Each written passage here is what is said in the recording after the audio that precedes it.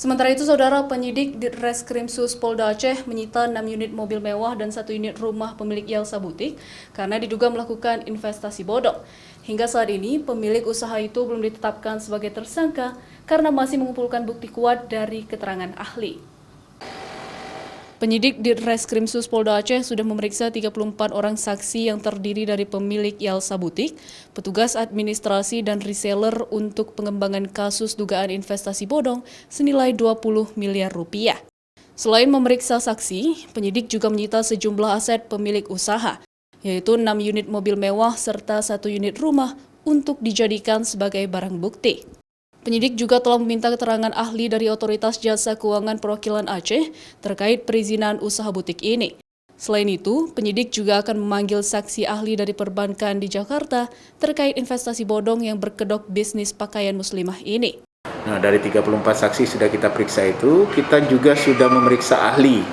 Salah satu ahli yang kita periksa adalah ahli dari OJK, Perwakilan Aceh.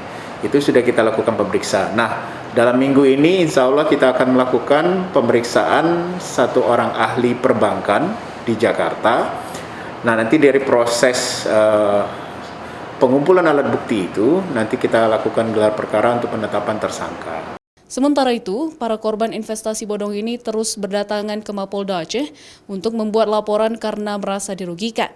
Seperti Encin, warga dari pulau terluar Aceh ini, yaitu Pulau Simelu, sangat kecewa dan merasa ditipu oleh pemilik Yelza Butik ini.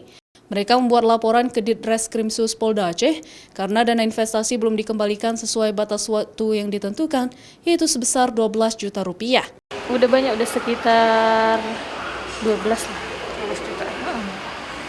Dijanjikan sebenarnya bayarnya kapan tuh, Kak? Kalau sebelum ada kasus kan kemarin kalau perjanjiannya 6 bulan baru bisa tarik modal kalau misalkan udah nggak mau lagi kan. Tapi setelah ada kasus sekarang nggak tahu lagi, udah nggak ada kejelasan lagi. Ya kan sekarang lagi diproses di Polda sekarang. Para korban berharap dana investasi mereka segera dikembalikan dan mereka mengaku menyesal karena terlibat dalam kasus investasi bodong ini. Nova Misdayanti, Kompas TV, Banda Aceh.